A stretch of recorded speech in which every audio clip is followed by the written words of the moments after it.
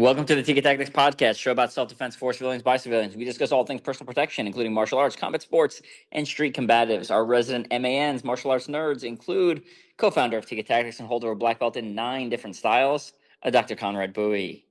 Hello, everybody. We are missing Patrick, as seems to be the norm. Boo. He's had a busy year. He's had a busy year. Yeah. And we also want to make sure we're producing episodes at least 2 a month. Yep. So getting 3 schedules to line up sometimes can be challenging. So no worries there. But you're stuck with me again. Yay. I'm your other co-host, retired Army Special Forces soldier and champion obstacle course racing athlete, Evan Ultra-OCR and Perperis. Today, we're going to be talking about a bunch of recent seminars we went to, a seminar roundtable. That'll work. That'll work. Yeah.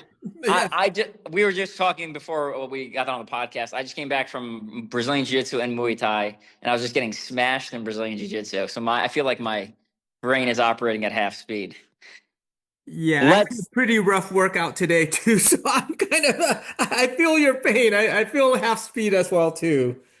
Real quick, today's episode is brought to you by Vulpes Training Products. Give me a couple thoughts on Vulpes, Conrad. I am still overwhelmed by the sheer number of products that they deliver. It's just, if our listeners have not had a chance to check out their website, check it out. You'll spend some time just looking at all this stuff. They have just about everything and anything you can think about when it comes to blade and turning historical blades, even fantasy blades into training equipment. I think it's pretty cool. Yeah, absolutely. And with Christmas coming up, I guarantee you can find something. And if you have a martial artist in your family, or someone that likes cosplay, or even just a kid, or even a big kid like myself, you will find something cool for someone on that website. I can guarantee it. There's, like you said, there's so much stuff. Isn't there even Star Trek stuff? There's that Klingon, I don't know what it's called. That weird, spiky thing. So I just listened to our Western Piper Methods episode that just published. We had a lot of connection issues in that episode, and I edited it a bunch, and I still missed a ton of breakups or things that needed to be edited out. So my apologies for that. If you listened to that and heard all of the breaking things, to fix that problem, I am not in my apartment. I went to the library nearby, which has much better internet. So this episode should be nice and clean. Very cool. And no breakups lately, so that's a good sign. And to our audience, thank you for your patience. Absolutely. And we normally edit out all the breakups, so you don't see it on your end. We just deal with it on our end. Right. So there is some editing. I do a little bit of editing for the podcast. Absolutely. And that's why it is so professional. So professional. Yeah. So professional. All right, let's get to today's episode. So we went to a whole bunch of seminars, or I went to a bunch of seminars. I went to so many last week. It was ridiculous. I think I went to 4 over a week. Wow. That's impressive. I went to 3 and I taught 1 in addition to my martial arts classes. So let's start there. So the first seminar I went to was taught by USCCA, so United States Concealed Carry Association, House of Worship. It was a church self-protection seminar, essentially. Very cool. And was this online? Now, this was in person. So if you go to the USCCA website, they have a bunch of in-person classes, and they have a bunch of them require payment, but then they have, I think, 5 different ones that are free. And they're available all across the U.S. So I found one that was free. I found a night where I thought I could get away from things, and I did skip jiu-jitsu that night, so I was a little bit sad about that. But I drove about 45 minutes, hit up this free seminar. It was a 2-hour seminar. All right, cool. And where was it held? It was in Western Boston. It was at a gun range. So essentially, it was a classroom that was part of a gun range that also had like a pro shop. So it was like a whole thing there. So you could hear like gunfire on the other side of the wall. Oh, I thought it might be at a church or something. No, so I think he said he does do visits where like he will come and teach. I'm not Mm, sure if they charge for that or if they do it for free. And you'll mm. see why it may be for free as we continue to talk about the actual seminar or the class, I guess would be the appropriate term. Right. Yeah, and so how many people were in class and what were their backgrounds like? And so he said about 50 people signed up. There was probably 20, just over 20 in the room. Okay. We couldn't have fit 50. I have no idea what their backgrounds are. No one really, we didn't really, you know, like in Tiga Tactics, we go around the room, we Mhm. introduce it. It was just like, welcome to class. Oh. And then they started teaching, right? So much less personal, you know, with your only 2 hours, they didn't spend much time talking or kind of asking questions. It was mostly, you're mostly in receive mode the I whole see. time. All Yeah. right. So was it pure classroom? You just sit and listen to like a lecture? Yeah, pure classroom. So it was about an hour and a half of quality content. Hmm. And then the last 30 minutes was essentially a pitch for to join USCCA. Mm. So just to be a heads up, you're getting about an hour and a half. Out of the 2 hours, an hour and a half will be good information, and then you have 30 minutes of pitch. And I'm guessing there are other free classes. They have a couple other ones like identifying the threat and should I shoot and stuff like that. They're also 2 hours. I would imagine they're formatted the same way: an hour and a half of PowerPoints and talking and questions, and then 30 minutes of like, here's why you should join USCCA. If you join today, I'll give you all this free stuff. That, Mm. yeah. Very cool. And I saw your notes on your Patreon page, so thank you for sharing that with us. I did, yeah, yeah. I take good notes because I want to be able to. I want to have notes that are detailed enough that I could theoretically teach that material to someone else. That's like my goal when I take notes. And whether I end up teaching it to someone else or not, I probably won't. But Hmm. I like being. I've gone back and looked at notes I've taken from special operations courses like a decade later. I've been like, oh, this is good information. So I try to take detailed notes so when I look at it in months, years, whatever, I can still recall the information if I so desire that information. Yeah, that's a good idea because sometimes I take notes and I look back and I'm thinking, what the heck am I talking about here? So your notes, definitely excellent. And I also recommend, so I hand wrote those notes and then I went back and typed them on the computer later, which also, you know, it was usually separated by a couple days. So it also makes you review the material that you learned. So that's Mhm. another essentially rep. And then if you don't understand something from 48 hours ago, right, like you need to, then you're definitely not going to remember it in 6 months for a year or 3 years, right? Right. So it's an opportunity to like sit down and be like, okay, I kind of remember what we were talking about here. Let me fine tune it so I can understand it better in the future. Hmm. Right. Yeah. Okay, well, go ahead and just kind of give us an outline of what you learned and what was discussed. Yeah, so it was good. I was the one thing I was worried about going into the seminar, which kind of came true, was you know it's USCCA. They do self defense for all systems, but they're primarily a handgun organization, right? That's like their bread and butter. Hmm. Their insurance essentially does cover like knives, and if you had other pepper spray or any sort of like impact tool, it would cover that. That being said, they are primarily in the gun business. So, not surprisingly, their solution to church security is let's give everyone, not give everyone guns, right? But like, let's train people, let's Hmm. give them firearms, let's teach them church security plan, and then we will be better protected. And I think that is an option if you have people who are willing to spend the time and effort to train, or they are part of a professional, you know, police, combat arms military. So not all military. Like you need to be in like an actual, like a combat arms unit that it spends time working with firearms. Uh, like I think that is a decent solution. Hmm. But I also realize that giving people guns who don't know what they're doing is also like a really bad idea. Um, Yeah. because even downrange, we would have, you know, people. There's some people who like never left the base in Iraq, and a lot of times you would have like incidents where like someone accidentally fires their firearm, essentially as a negligent discharge, an accidental discharge on base. So I realize that is a big concern too. So like, am I making myself safer by giving everyone guns, or am I making that aren't quite well trained, or making it more dangerous? So think they didn't really kind of discuss that because they're trying to sell you on their uh, business model of training, range time, guns, etc. So Yeah, I think you're definitely right about that. This is a tool, a weapon, if you will, that is very unforgiving if you screw up.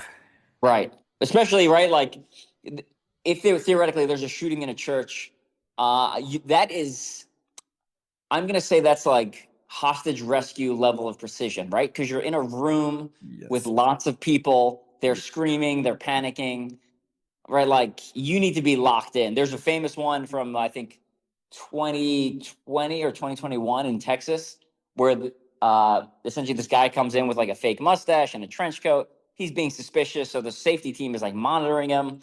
Eventually, the guy stands up, takes out a shotgun, shoots one person, and one of the safety guys who's been monitoring him because he saw the warning signs, who's also a firearms instructor, draws and shoots the guy in the head, drops him like one round, beautiful shot.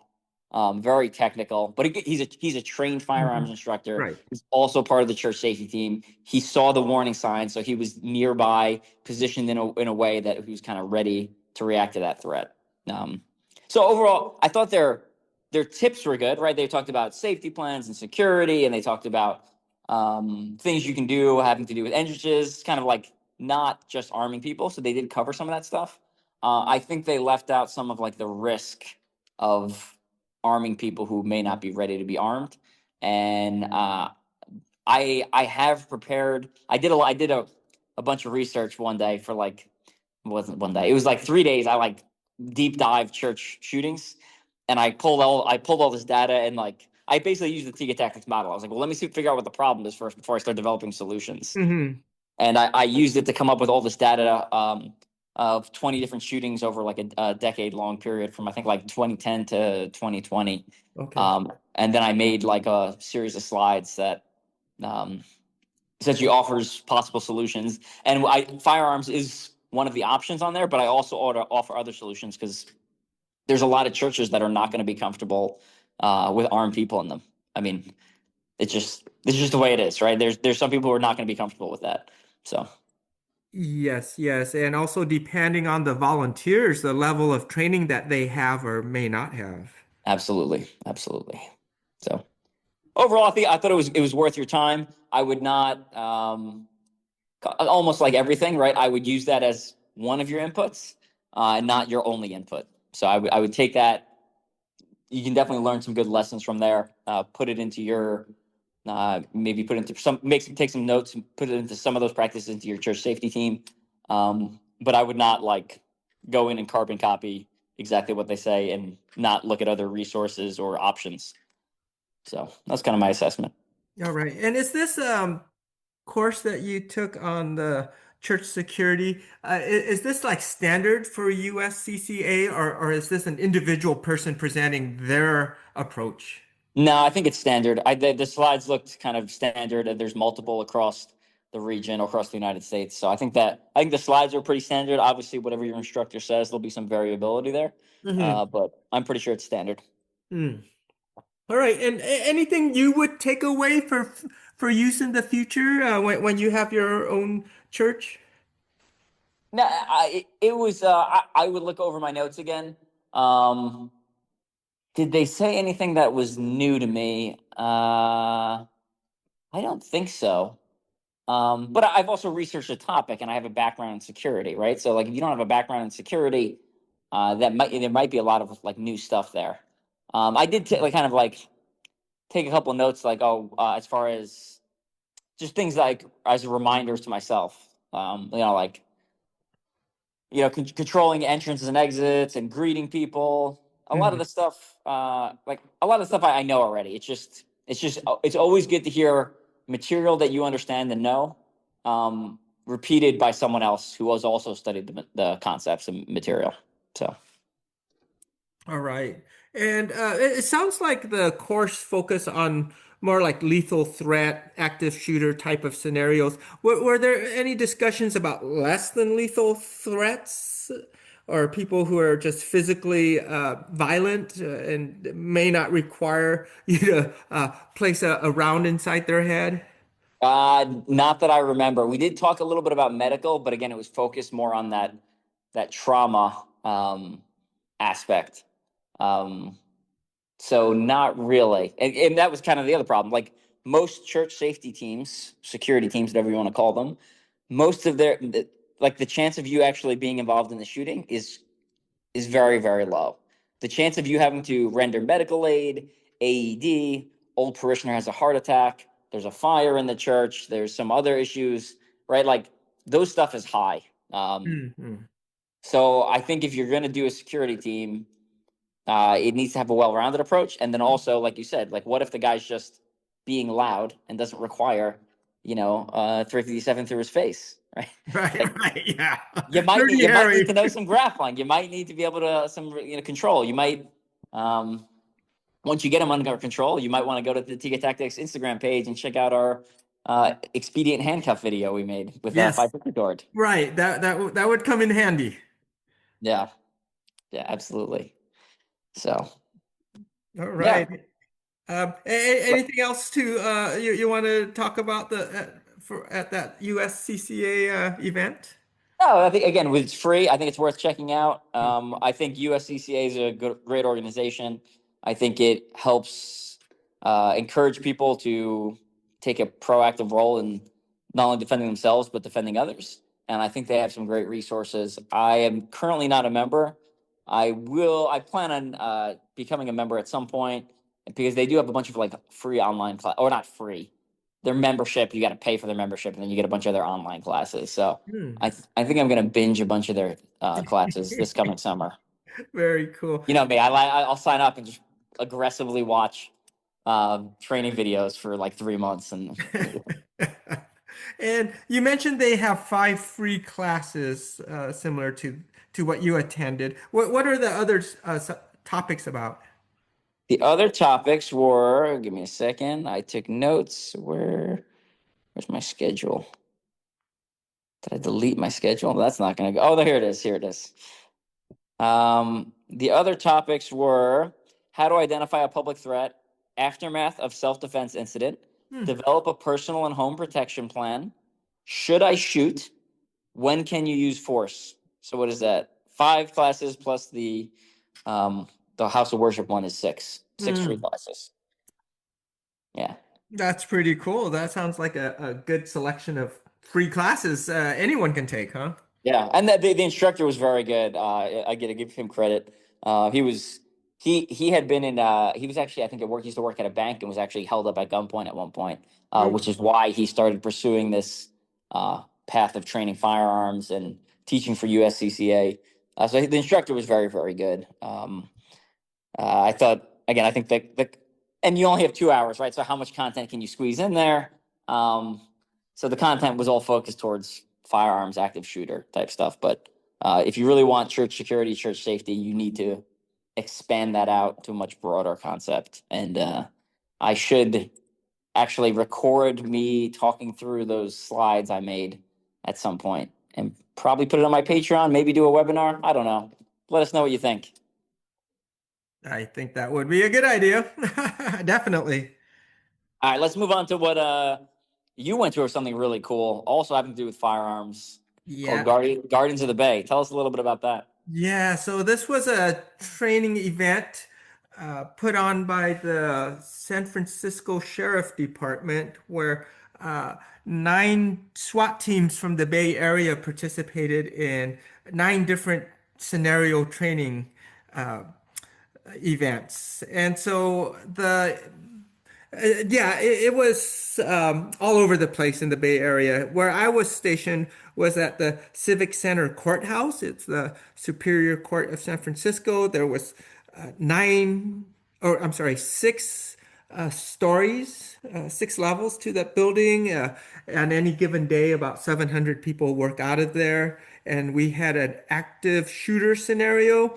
Other locations were the San Francisco airport where they did exercises in an actual airplane, and there were some events at shooting ranges as well as even an obstacle course as well too. So a water treatment facility as well too. So county fairgrounds. So it was just all over the place, and every location had its own scenario. Uh, our location was special in that we allowed the SWAT teams to use a drone as well too. So our location was the only place with a drone, and that was pretty cool. Uh, it was based on an active shooter, and there was at the courthouse actors, actresses, uh, running around, being innocent victims, as well as some of them were already shot. They'll just lay on the ground.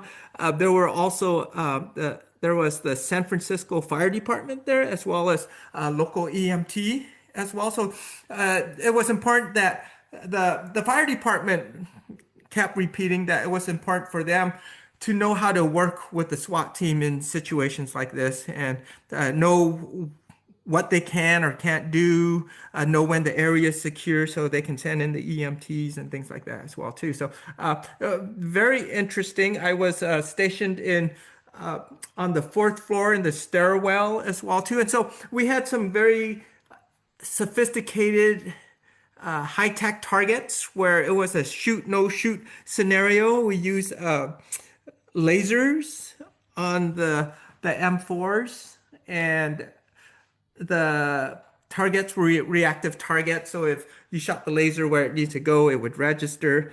And the targets, you'll see initially everyone's an innocent, and when it flips, some of the targets are still innocent, and then some might not be innocent. So they might be a That's threat. really cool. You sent me a video of the targets. I was very impressed. I've never seen targets like that where it has like a visual, like an actual person, and then it actually reacts and flips. That's super cool. In SF, we had it was either paper targets or it was like bullet trap targets. So it's like this giant bullet sponge, like very heavy duty rubber that I mean it's big. It's like sits in the corner. And then we'd put a paper target over that.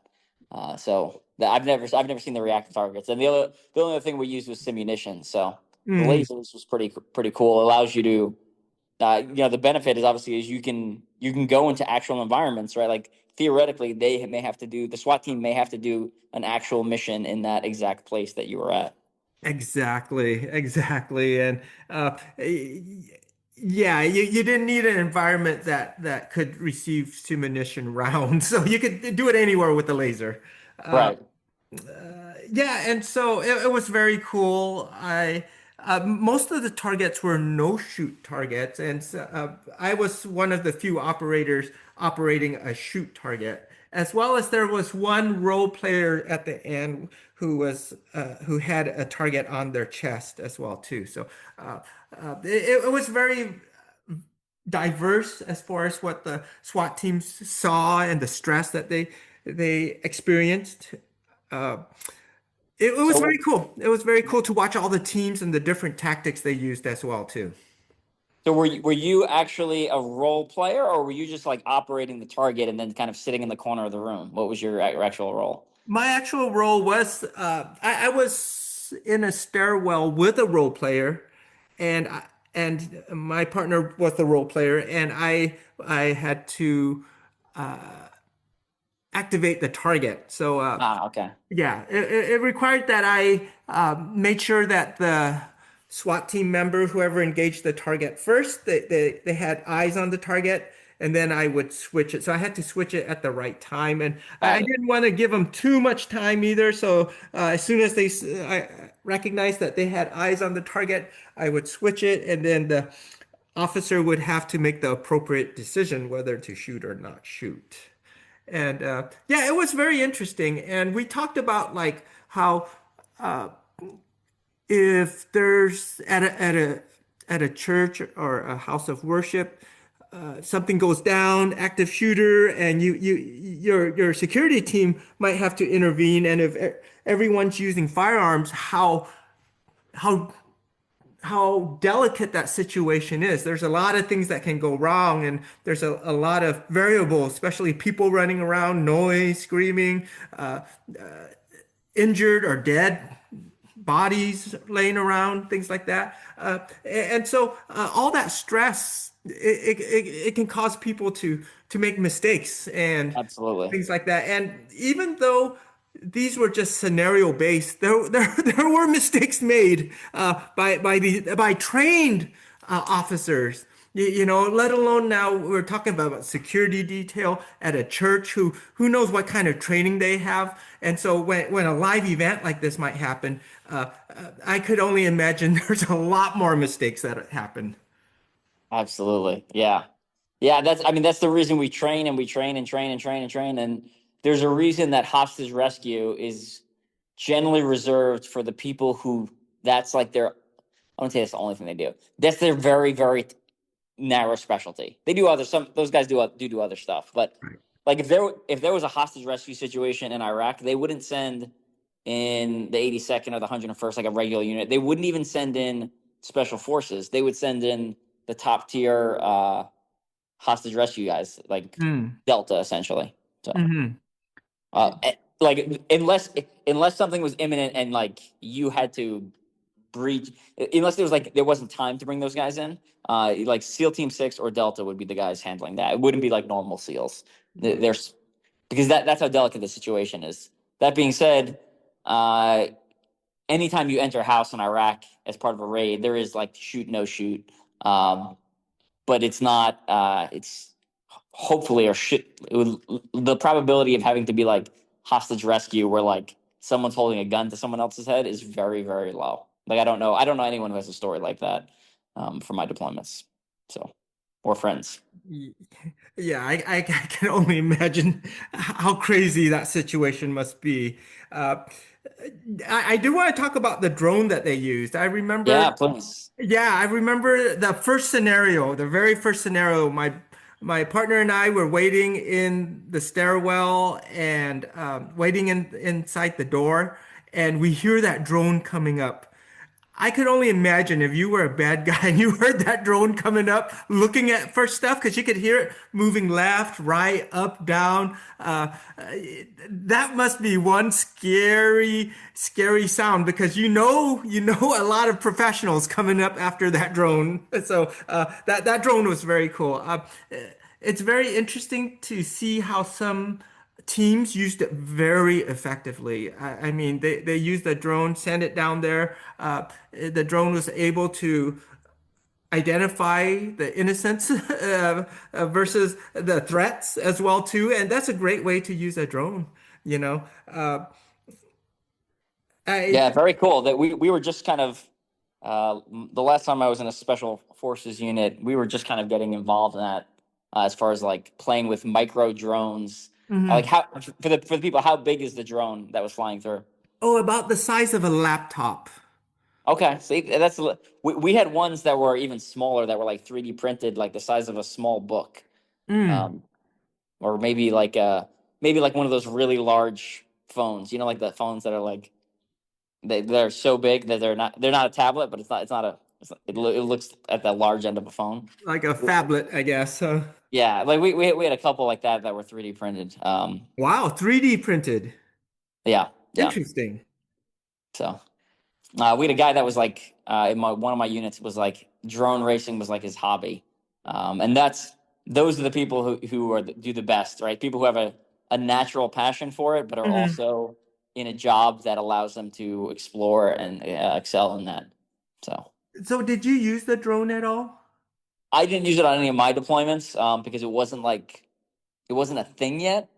Hmm. Um, by the time we were playing with it, that was towards the end of like my I would say operational time. So I didn't really go on any missions once we started kind of playing with those. But we did use them for training. We would use them for um, ex- like using for direct action, but then also for chemical recon and chemical decon, right? So like if there was we did a couple of like training missions where there was like a chemical spill or a chemical attack, and you'd send the drone in first to kind of assess the situation before you send in live operators. Okay. Oh, and then EOD didn't use flying drones; they used the robots, right? So like Hmm. it's got little treads on it. So if you've ever seen the Hurt Locker and the guy's like out there in the bomb suit, like don't be ridiculous. They do have the bomb suit. I never saw a dude get in the bomb suit ever. Period. They just always send the robot out. They always, right? Because Oh, it's much safer. yes. So, and they let the robot snip what wires it needs to, or a lot of times it'll just push explosives onto the explosives and blow the explosives in place. So, yeah.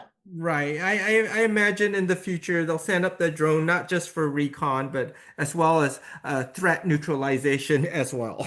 Yeah, yeah, we do have some stuff like that. It's not quite Terminator-esque hunter killer yet, but there are options for that stuff. Yeah, Hmm. yeah. All right. So yeah, it was a long day, and for me, and I can't imagine for the SWAT teams as well too, running through 9 different stations like that. It just they had to climb the stairs from the first floor all the way to the sixth floor, and they were pretty sweaty by the time they finished the drill at our place. But some of the other scenarios, they were just as difficult and crazy, especially the obstacle course one for sure. I think there was also at the end of the obstacle course a 3 mile run for them to do as well. So it's a long day for them. And was each team rotate through each one, so they each did every scenario? Yes, yes. That's a rough weekend. Yeah, so they had to run through 9 scenarios, and the scenario started at 5 in the morning, and we wrapped up at 7:30 at night.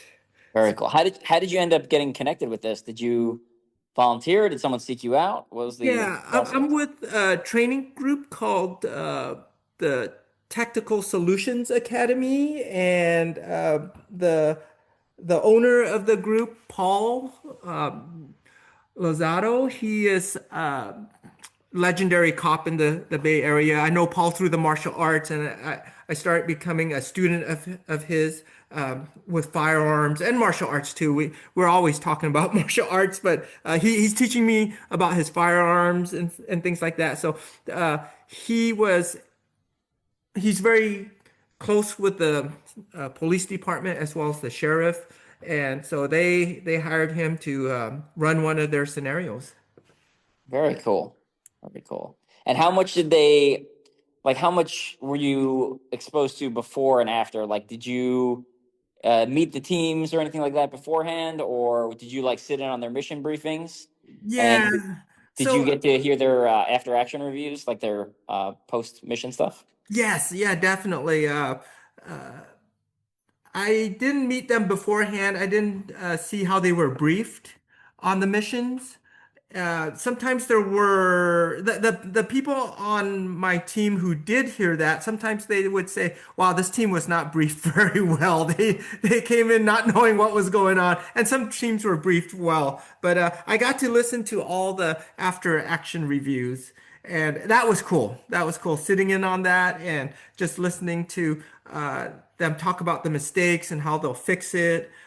And that's exactly what these exercises are for, you know. I mean, sometimes it's I guess embarrassing for people to point out your mistakes. You're a SWAT team, you're elite, and yeah, you know you've got people pointing out, oh, you guys should have done this. Why did you do that? And things like that. And that's a good thing because you make these mistakes in training, and hopefully you'll make a lot less mistakes during the real thing. Absolutely. Yeah, you need to have thick skin, especially when you're doing after action reports, and you also need to be honest with people, right? Because like you said, if you don't correct those things in training, they will probably happen in real life. Um, a lot of times the scenarios in training are harder than what we experience in real life. They're usually the training scenarios are usually more complicated. There's usually more bad guys. There's usually yeah, it's just always more challenging, which is kind of the way it should be. Because then when you get into the real life stuff, you're like, oh, that wasn't so bad.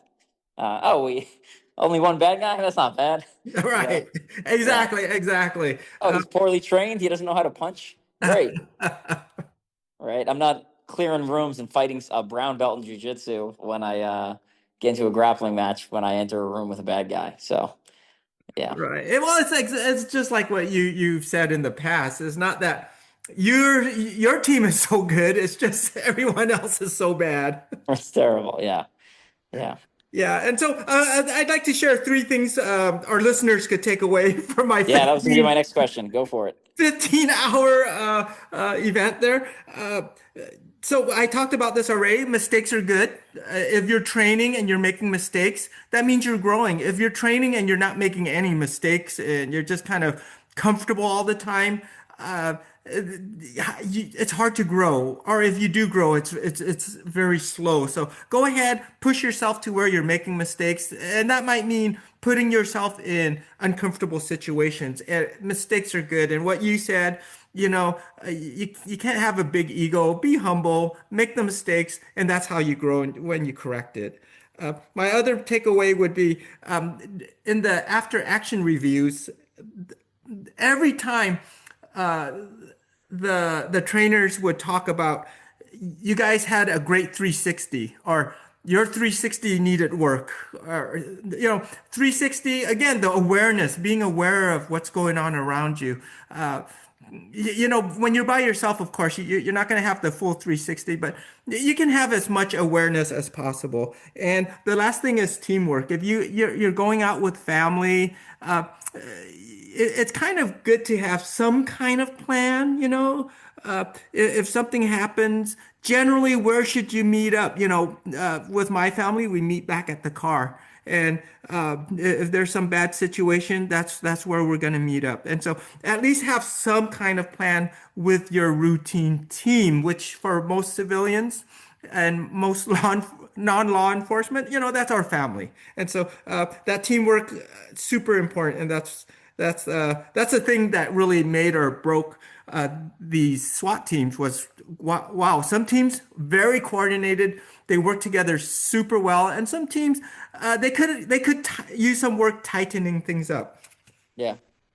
Yeah, a lot of great takeaways there, especially number one, leaving the ego at the door, and I would also say be open to criticism, right? Like you can hear an after action report or a critique and be like, I don't disagree, I disagree with that, but at least hear the person out and like legitimately weigh the pros and cons.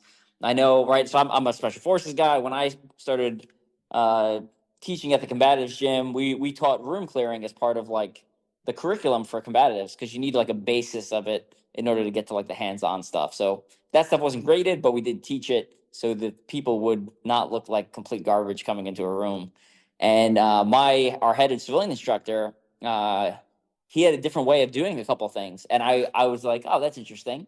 Hmm. And I could easily have been like, no, the way we did it in combat was this, and like shut him down. And Hmm. I remember him talking to him, and he's explaining his logic, and I'm sitting there, and then I'm like, I like it. It's a better solution. I'm switching to that. Hmm. And it had to do with like high ready, low ready, Yes, I would love to as far get as your like how you're carrying the gun. yeah, And I'd love to get your take on room clearing one day, and maybe we'll make a program out of it or something, or at least have a private conversation with you. yeah, it'll probably we can do we can do it some small group stuff. We we were actually talking. This is going to lead right into the next seminar. We were talking about like why do people want to learn room clearing, and it's usually just because it's fun and it looks Mhm. cool. Mhm. Because like when are you going to have like you plus three Right. dudes with firearms? Unless like maybe you have a big family and you have like teenage sons, so it's like you and your three teenage sons are all kitted out, like clearing your house. I don't Right. know. Uh, right, the probabilities we're getting into a lot of what ifs. Yeah. Uh, Side note, I'm jumping back. Sorry, I'm jumping back to our House of Worship seminar. Uh, we at one point we digressed into the typical martial arts thing of like, well, what if this happens and what if that happens? And it's like, but that stuff has never happened in Mhm. any recorded church shooting. Could it happen? It could. Literally anything could happen. Right. But when we look at the data, it doesn't show that stuff happening. So we were talking about defending and preparing for stuff that it just has not happened in the United States. Mhm. So I think the fact that they kind of passed over a lot of like what the real world shootings look like and what the causes of them are in the House of Worship seminar, I thought we missed out on a key part of that Mhm. discussion. So Right, right. We want to focus on what is probable and at least be able to handle what is probable before we get on first, into yeah, that fantasy. yeah, high probability. Do your high probability stuff first, and then you can work on the sexy stuff. Right. Absolutely. All right. All right. Well, let's move on to your wreck the neck. Rick the neck. So so we did a seminar in New Hampshire, and we talked about it on here before, where we had Steve Bakari, he's a kettlebell legend, and Peter Welch there, a boxing legend. So we made friends with the two of them. I've been stayed in contact with Steve over Instagram, and Cool. then he messaged me and was like, "Hey, Aaron Janneti's coming to Salem. I think me and Peter are going up for the seminar in case you want to go." And I was like, "Yeah, I want to go." Wow. Um, so I ended up we drove separately, right? It was the two of them plus Peter Welch's son, Peter Welch Jr., and then one of his friends who actually I guess I had at some point I've crossed paths with at the where I train Muay Thai, which is kind of funny Wow. because I guess he recognized me. Old old dude with the beard, like the oldest dude in the Muay Thai class. Uh, for like all the kids are just young, right? So I think I stand out more. And then so anyway, we went up to train. It was a 2-hour seminar called Wreck the Neck, kind of specifically focused on collar ties and tie plum. And Aaron Janneti is a Brazilian Jiu-Jitsu black belt. He's a combatives focused guy. He's a Krav Maga black belt or whatever the equivalent there is, instructor.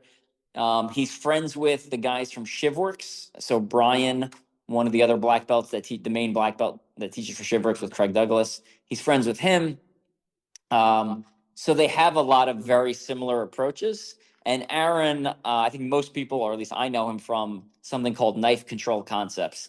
It's like a bladed grappling seminar slash system, if we want to call it that. And they have online courses, and I was supposed to go to one in person about a month and a half ago, and I had to cancel last minute because I was not diligent with my calendar. I didn't realize my dad was coming to visit that weekend. So Hmm. he graciously allowed me to push it to the right. So I'll hopefully get to it. I will get to it at some point in 2026, and we can talk about that. But anyway, I wanted to get some training time with him because I've taken his knife control concepts online, and I like his style of teaching. I like his concepts, and I was curious to train with him in person. Cool, cool. So, uh, what was the participants there like? Were they all muscular people or normal everyday people? It was a mix. So you had um, the gym that it was taught out of is a Brazilian Jiu Jitsu and Krav Maga gym, and it also is I think they teach dirty boxing as well, uh, Hmm. or boxing. But the guy one of the guys has like a specific dirty boxing program that he runs, like clinching up and punching people in their face. Hmm. Um, so it was mixed age ranges, 20s to I don't know 50s, kind of like a normal martial arts class. People look generally fit. No one looked crazy muscular or anything like that, or no one looked like they've never done martial arts before. I think everyone had a base of something. Oh, okay. Yeah, And how many days and how many hours? just one day. It was about I think it was just 2 hours. So What? 2 hours? Okay. just a quick one. It was a quick one, which um, yeah, it was nice. I just drove up there. Did the 2 hour seminar and drove back. It was a quick trip, but it was good. What I liked about I liked a lot of things about it actually. Hmm. One, it was narrow, right? So we focused on one thing. It basically had to do with single collar ties, so grabbing behind the neck, and then so we spent all like the whole 2 hours like either someone's hand was on my neck or my hand was on someone else's neck. And Hmm. when I say neck, it's actually a little bit higher, right? Because you're pulling on the top of the lever to drive their head down. It's Wow. not low. It's not low. Um, so we basically did a lot of work out of that. Just one kind of working on the position, making some small tweaks, doing a couple of like pummeling type drills, and then kind of just like Shiv works, and just like a lot of the way we teach, it was very, it was like binary, right? So it was like he does X, you go to duck under. He does Y, you go to arm drag. And if the arm drag doesn't work, you go back to duck under. And then the duck under, you go back to arm. Like it was like, I like how it was very simplistic. And when I walked out of the seminar, I felt like I could go and do that move in jujitsu class with a decent amount of success, and not like me pausing and having to like think through what I'm doing in the middle of jujitsu class. And then the guy just like takes me down. Right. So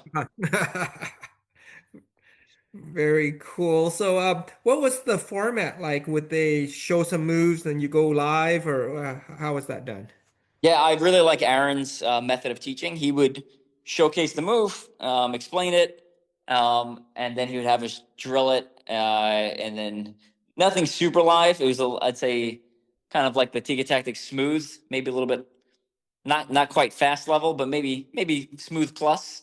Okay. So a little bit of resistance, but not completely resisting. And Mhm. what I really liked, again, I guess not surprising. I like people who teach like similar to the way we teach, because I think the way we teach is good. Um, I liked when he would teach a move. He'd be like, "This is great for wrestling. This is great for Brazilian Jiu Jitsu. However, if we're concerned about striking, this is problematic because of X, Y, or Z." And I Mm. like that anytime he taught a move, it was almost like he was teaching three different arts simultaneously. To a big group of people, right? So he typically mentioned Brazilian Jiu-Jitsu, typically mentioned wrestling, and typically mentioned like Krav Maga slash combatives, whatever you want to call it. It's kind of Mhm. that real world violence type stuff. So it was good. Yeah. All right. Were there any knife control concepts happening? No, so this was not a knife control concepts seminar. So we, Oh. we we did not cover any of that. It was basically like a specialty seminar on collar ties. Hmm. Um, so I didn't get to do any knife control concepts, but like I said, I plan on going to one of his seminars in person in the future. And I have like, in addition to taking the online course, I met some guys at ShivWorks seminar who occasionally, like once every other month, I drive up to New Hampshire, and we rep the knife control concepts material in this dude's house, who has like a completely matted out room in his upstairs. It's awesome. It's like the man cave dream type thing. So Wow. yeah. All right. And who I guess this wreck the neck. Uh, uh, who would you say this seminar should be for? People who do BJJ, wrestling, MMA, self-defense? I'd say honestly all of those. I think all of those would benefit from it. If you have no martial, if you're a complete newbie to martial arts, no, I don't think that seminar's for you.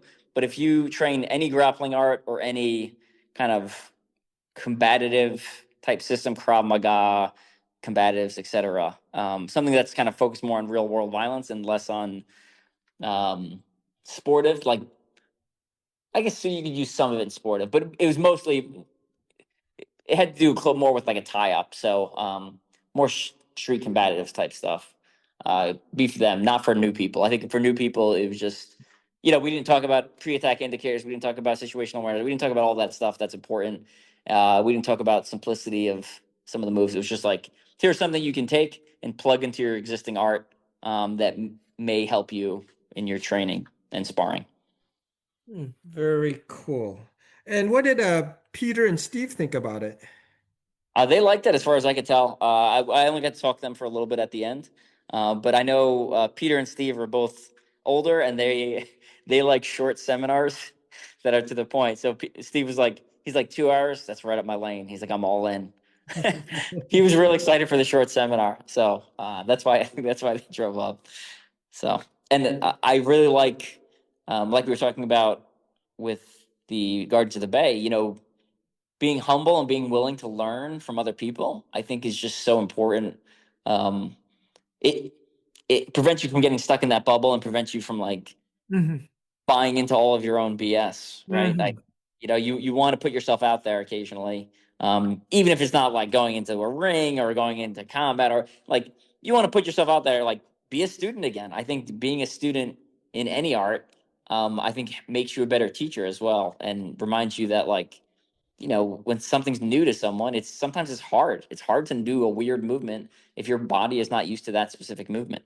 Right, right. Sometimes I'll go to a seminar and I might not learn anything, but I might pick up on how this person teaches. And so that's a win for me. Absolutely, absolutely.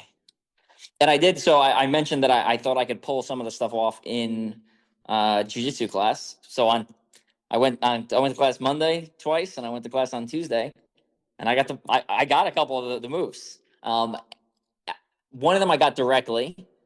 Right, there was like essentially a collar tie into a choke. It's like I think it's called a handgun choke or something.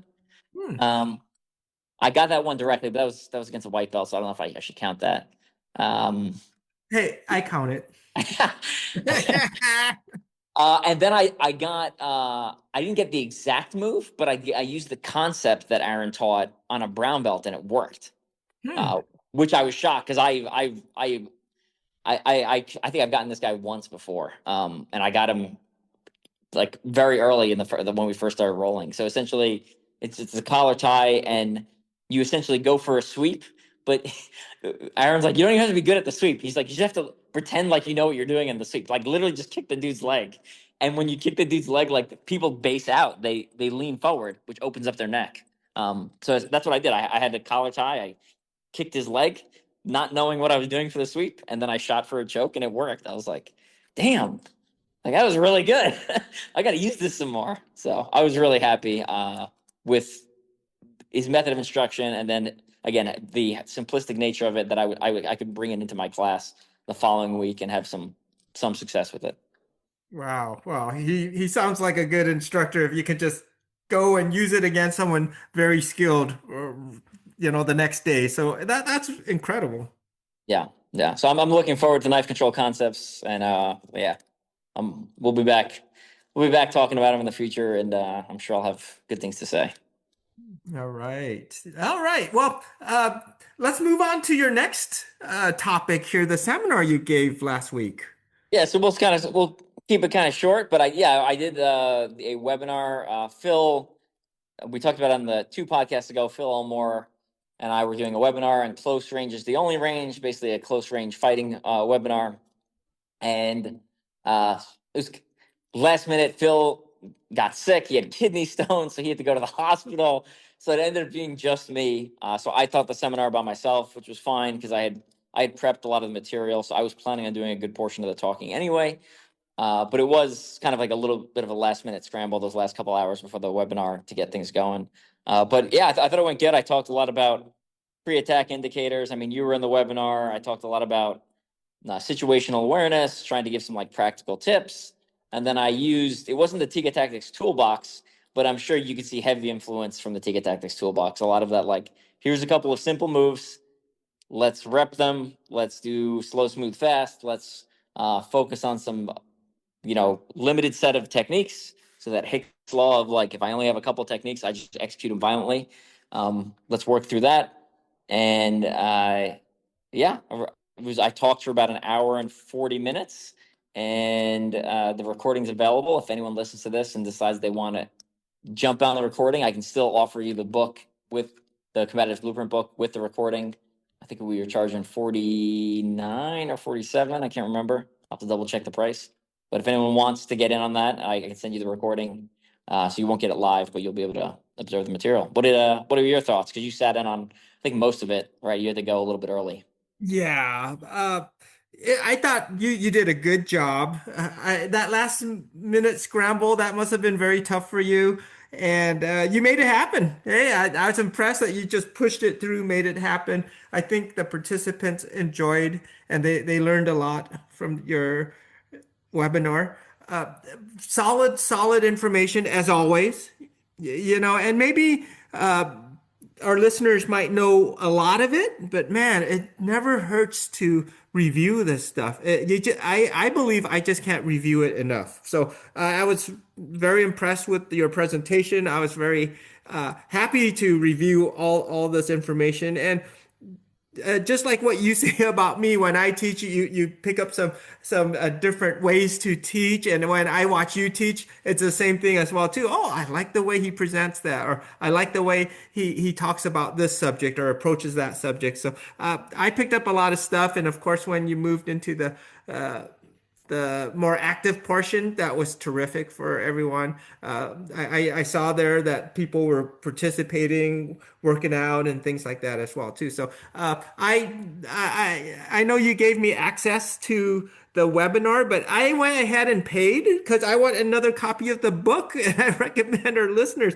get that book. If you don't get the seminar, at least get the book. Go on Amazon, wherever, or strengthandspeed.com and get the book because that book is very valuable.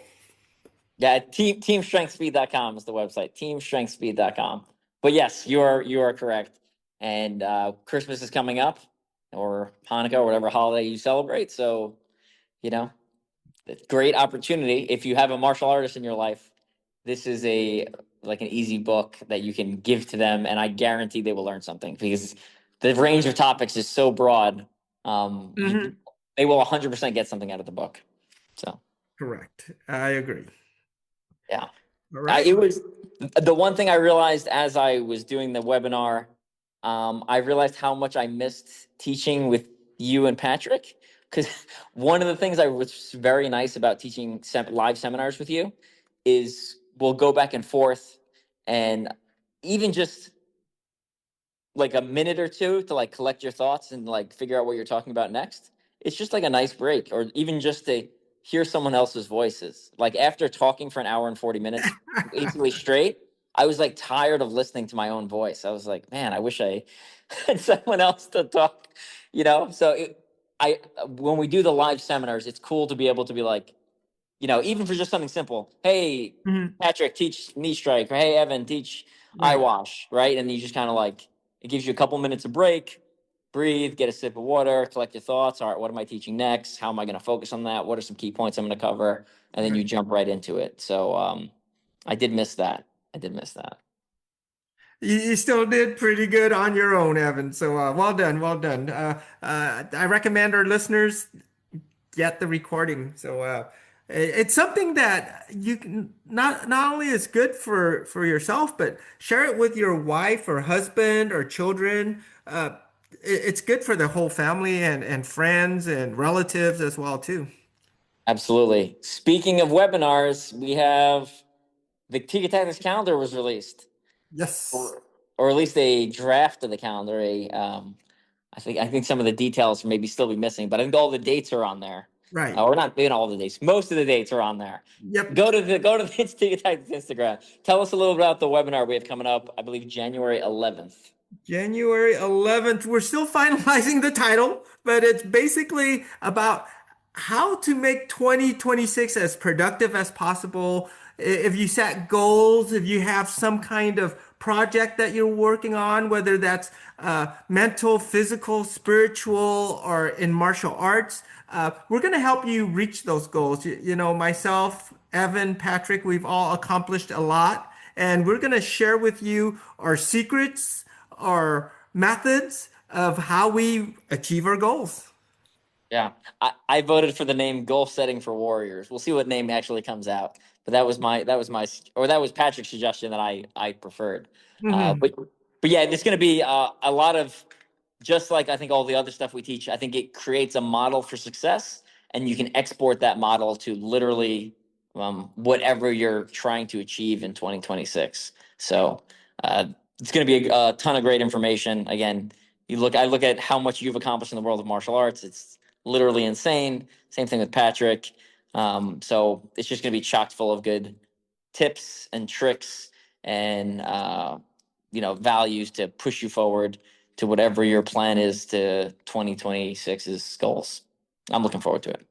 Yeah, same here.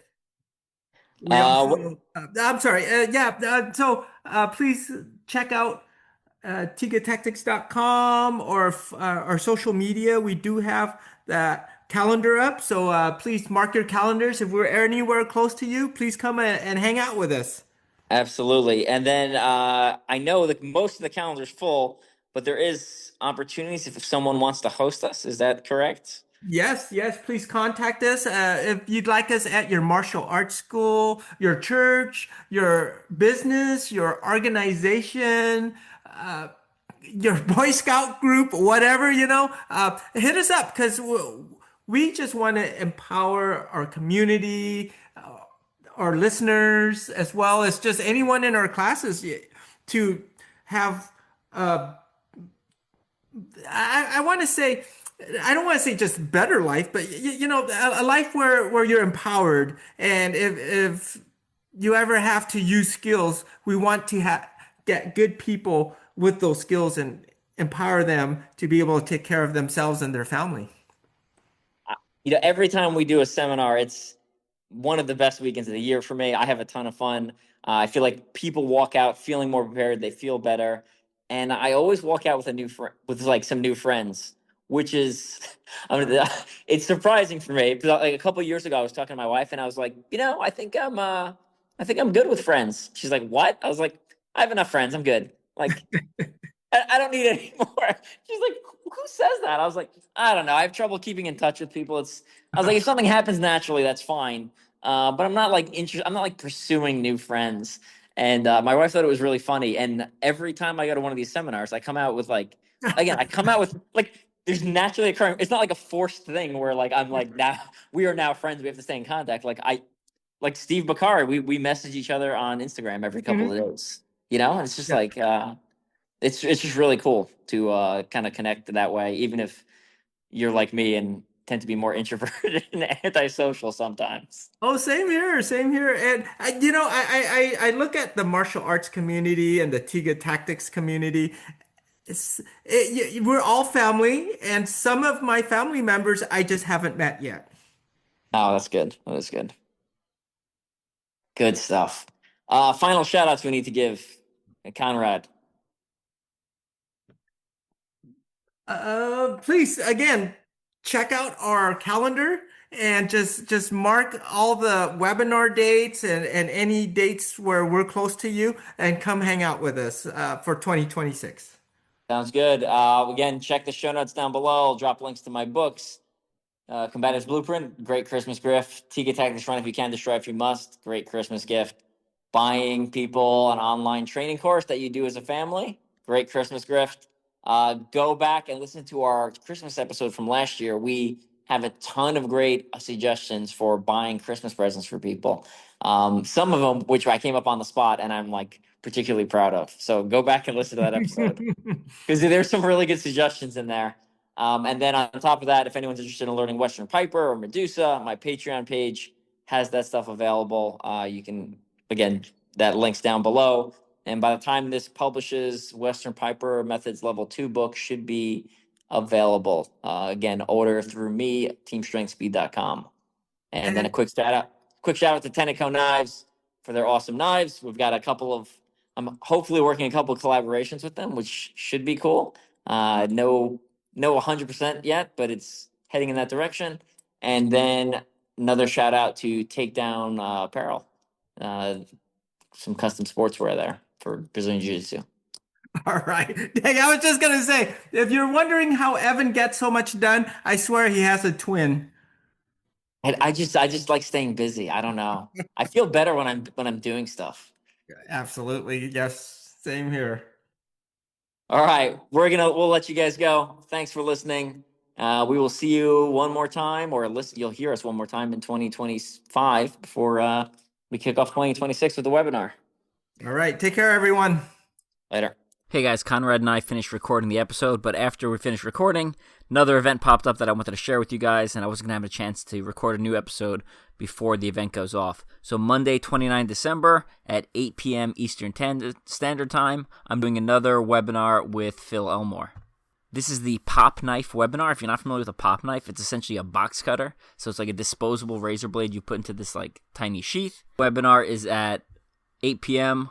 on Monday, December 29th, so a little fun event between Christmas and New Year's. And I did a lot of research in preparation for this. So I looked at 100 essentially box cutter razor blade attacks and made a spreadsheet out of them, figured out that 50% of them are in one region of the country, 20% of them are in one specific state. So I was actually surprised by a lot of the data as far as geographic spread, that it was very kind of isolated to one region of the country.